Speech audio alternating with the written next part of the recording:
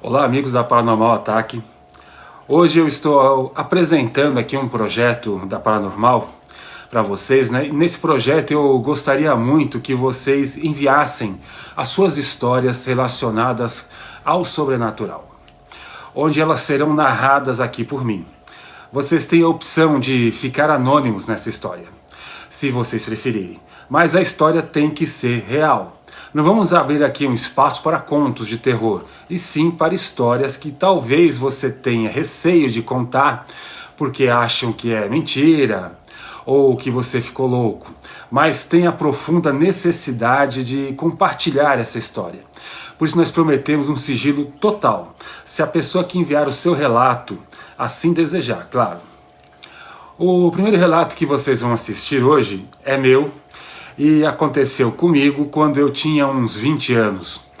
A história começa assim: eu estava à procura de emprego, era os anos 90, não existia internet, e procurar emprego era através dos classificados, ou ir atrás de agências de emprego.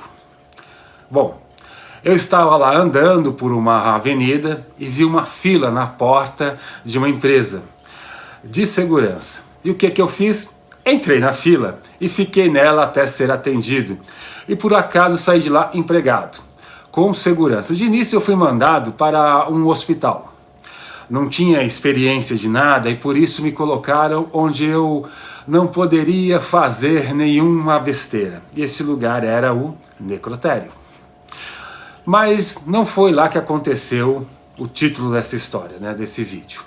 Aliás, foi extremamente calmo, ficava horas sem aparecer ninguém. Até que uns dias passados, um homem que me contratou apareceu lá e ele era o supervisor da região.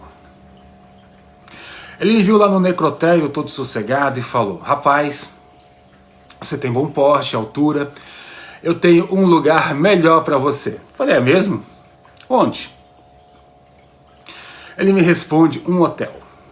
No dia seguinte já estava deixando o meu uniforme de segurança e pegando um par de ternos para começar a trabalhar no hotel. E como todo hotel, ele transpirava aquela tranquilidade e organização.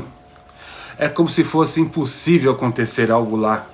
E em pouco tempo eu descobriria que eu nunca estive tão enganado em toda a minha vida. Dentre as minhas obrigações, estava de fazer ronda no prédio inteiro, indo do último andar até o estacionamento, até a área das antenas, todas as áreas onde sua manutenção poderia entrar e a segurança. Para quem nunca se hospedou em um hotel, seja ele de grande ou pequeno porte, saiba que tudo acontece nesses lugares. E que desde que você pague a conta, ninguém vai te questionar de quase nada, afinal há limites para tudo nessa vida, não é mesmo? E falando em vida, não existe hotel nesse mundo que alguém não tenha deixado essa vida dentro dele de forma natural ou não. Agora nós estamos entrando na história que eu quero contar para vocês. Hotéis se hospedam pessoas que muitas vezes vêm de outros estados ou cidades, e algumas das pessoas se sentem seguras para fazer algumas coisas que não teriam coragem de fazer em suas cidades, pelo medo de serem descobertas, mas estando tão longe de casa, criam coragem para chamar a atenção que podemos dizer que são os profissionais do amor. Acho que vocês estão me entendendo, né? Ou não? Pois bem, cada um desses profissionais tem que dar entrada na recepção e ir direto para o quarto que o hóspede lhe aguarda. Até aí tudo muito óbvio. Porém, esses rapazes e moças costumam ter clientes fixos que eles avisam quando estão no hotel. E assim, vêm, em vez de descer até a recepção, né, fazer uma nova entrada, eles tentam pular de quarto, o que para o hóspede é ótimo, porque não deixa registro da sua visita especial. Aí vocês lembram que eu disse agora, né, há pouco, que fazíamos rondas nos corredores do hotel de dia e de noite. Agora que a história que marcou a minha vida começa. Eu estava andando pelo corredor fazendo a minha ronda, quando vejo uma moça baixinha, descalça, usando apenas uma camisola quase transparente. Ela estava a uns 5 metros na minha frente. E eu falei, moça, para que ela parasse e olhasse para mim.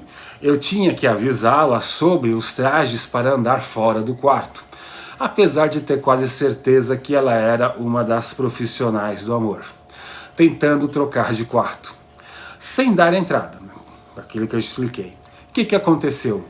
Aconteceu que eu não esperava, gente. Ela saiu correndo sem olhar para trás. E claro que eu fui atrás dela. Ela rapidamente alcançou a porta da escada de incêndio e começou a descer do 15º andar correndo como uma louca. E eu atrás dela. Eu quase alcançava quando abri a porta corta-fogo de cada andar.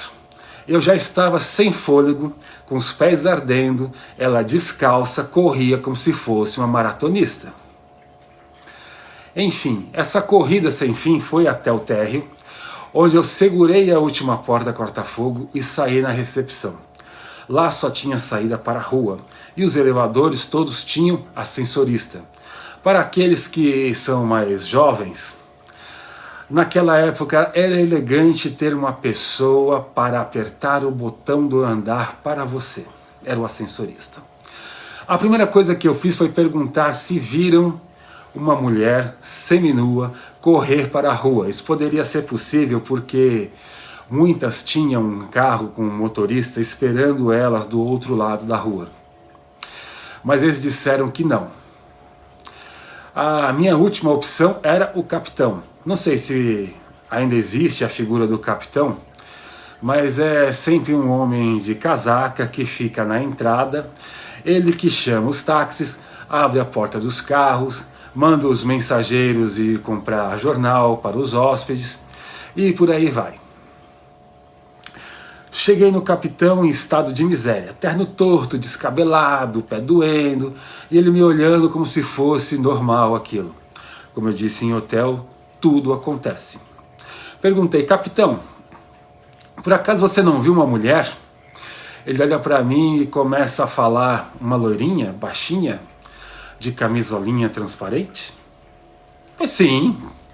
Capitão, o senhor a viu? Para onde que ela foi? Ele, com a mesma calma, sem alterar a voz, diz, ela é uma morta, que assombra o prédio. Você não é o primeiro a correr atrás dela. Na hora eu disse, menos, capitão. Cadê a moça? Nisso encostou o gerente de recepção e fala, ele também? O capitão acena e que sim. E os dois me contam a história do 15º andar. Essa moça vinha 2 vezes por ano em viagem e se hospedava lá. Né? Um belo dia, ela resolveu pegar uma cadeira, colocar na sacada, subir e...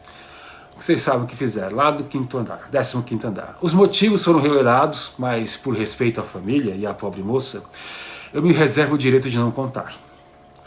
Depois que ela deixou essa vida, seu espírito foi visto diversas vezes no hotel.